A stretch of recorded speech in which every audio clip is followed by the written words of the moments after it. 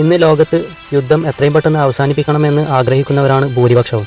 എന്നാൽ യുദ്ധക്കൊതിയന്മാരായ America, Donald Trump, അതുപോലെ Netanyahu ഇവർ യുദ്ധം അവസാനിപ്പിക്കാതിരിക്കാനാണ് മാക്സിമം ശ്രമിക്കുന്നത്. ഇപ്പോൾ ഒരു പുതിയൊരു കരാർ വന്നിട്ടുണ്ട്. 2026 മെയ്യിലെ ഏറ്റവും പുതിയ അന്താരാഷ്ട്ര സാഹചര്യങ്ങൾ പ്രകാരം മാധ്യമങ്ങൾ മുഹമ്മദ് കരാർ അല്ലെങ്കിൽ ഗാലിബാഫ് കരാർ എന്ന് വിശേഷിപ്പിക്കുന്നത് അമേരിക്കയും ഇറാനും തമ്മിൽ രൂപപ്പെട്ടുകൊണ്ടിരിക്കുന്ന താൽക്കാലിക സമാധാന ഉടമ്പടിയാണ്. ഇറാൻ്റെ മുഖ്യ നയതന്ത്ര ചർച്ചക്കാരനും പാർലമെൻറ്റ് സ്പീക്കറുമായ മുഹമ്മദ് ബാക്കർ ഗാലിബാഫ് ഈ ചർച്ചകൾക്ക് ഇറാൻ്റെ ഭാഗത്തുനിന്ന് നേതൃത്വം നൽകുന്നതിനാലാണ് ഈ നീക്കം അദ്ദേഹത്തിൻ്റെ പേരുമായി ബന്ധപ്പെടുത്തി അറിയപ്പെടുന്നത്. ഈ കരാർ കൊണ്ടുവന്നതിന് പിന്നിൽ പ്രവർത്തിച്ച പ്രധാനികളും അതിൻ്റെ ലക്ഷ്യങ്ങളും താഴെ പറയുന്നവയാണ്. ഈ കരാർ ഉണ്ടാക്കിയത് ആരെല്ലാം എന്ന് വെച്ചാൽ, ഈ സമാധാന ഉടമ്പടി പൂർണ്ണമായും ഇരു രാജ്യങ്ങളും തമ്മിലുള്ള നേരിട്ടുള്ള ചർച്ചകളിലൂടെയല്ല രൂപപ്പെട്ടത്. ഇതിന് പിന്നിൽ പ്രവർത്തിച്ച പ്രധാന ശക്തികൾ ഇവരാണ്. ഇറാൻ ഭാഗത്തുനിന്ന് ഇറാൻ്റെ മുൻനിര നയതന്ത്രജ്ഞനും സ്പീക്കറുമായ മുഹമ്മദ് ഖാബർ ഖാലിബാഫ്, വിദേശകാര്യമന്ത്രി അബ്ബാസ് അരാക്ചി എന്നിവർ. അമേരിക്കയുടെ ഭാഗത്ത് US പ്രസിഡന്റ് ഡൊണാൾഡ് ട്രംപും അദ്ദേഹത്തിൻ്റെ വിദേശകാര്യ നയതന്ത്ര സംഘവും.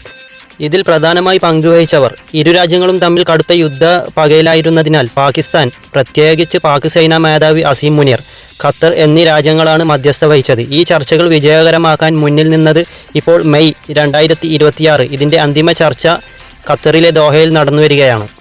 എന്തിനാണ് മുഹമ്മദ് കരാർ 2026? പ്രധാന വ്യവസ്ഥകൾ എന്തെല്ലാമെന്ന് നോക്കാം. കഴിഞ്ഞ ഏതാനും മാസങ്ങളായി US-ഉം ഇറാനും തമ്മിൽ മിഡിൽ ഈസ്റ്റിൽ നിലനിൽക്കുന്ന യുദ്ധസാമാന്യമായ അന്തരീക്ഷവും ഉപരോധങ്ങളും താൽക്കാലികമായി അവസാനിപ്പിക്കാൻ ലക്ഷ്യമിട്ടിട്ടുള്ള ഒരു 60 ദിവസത്തെ താൽക്കാലിക വെടിനിർത്തൽ ധാരണയാണിത്. ഹോർമൂസ് കടലിടുക്ക് തുറക്കും. യുദ്ധത്തെ തുടർന്ന് അടച്ചിട്ടിരുന്നതും ആഗോള എണ്ണക്കടത്തിന് ഏറ്റവും പ്രധാനപ്പെട്ടതുമായ ഹോർമൂസ് കടലിടുക്ക് ഇറാൻ വീണ്ടും തുറന്നു നൽകും. കപ്പലുകളിൽ നിന്ന് ടോൾ ഈടാക്കില്ല. അമേരിക്കൻ ഉപരോധങ്ങളിൽ ഇളവ്.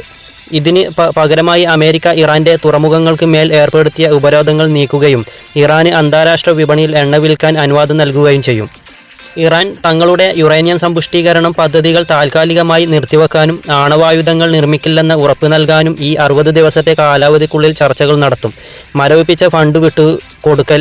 വിദേശ ബാങ്കുകളിൽ മരവിച്ച് നിൽക്കുന്ന ഇറാൻ്റെ ഏകദേശം $25 ബില്യൺ ഫണ്ട് തിരികെ നൽകുമെന്നതിനെക്കുറിച്ചും ഇതിൽ ചർച്ച ചെയ്യുന്നുണ്ട്. ചുരുക്കത്തിൽ മിഡിൽ ഈസ്റ്റിലെ കടുത്ത യുദ്ധഭീതി ഒഴിവാക്കാനും ആഗോള സാമ്പത്തിക മേഖലയെ, എണ്ണ വിപണികളെയും സുരക്ഷിതമാക്കാനും വേണ്ടി മുഹമ്മദ് ബാക്കർ ഗാലിബാഫും ഡൊണാൾഡ് ട്രംപും മുൻകൈയെടുത്ത് പാകിസ്ഥാൻ്റെ മധ്യസ്ഥതയിൽ കൊണ്ടുവന്ന വലിയൊരു നയതന്ത്ര നീക്കമാണ് ഈ മുഹമ്മദ് കരാർ എന്ന് പറയുന്നത്.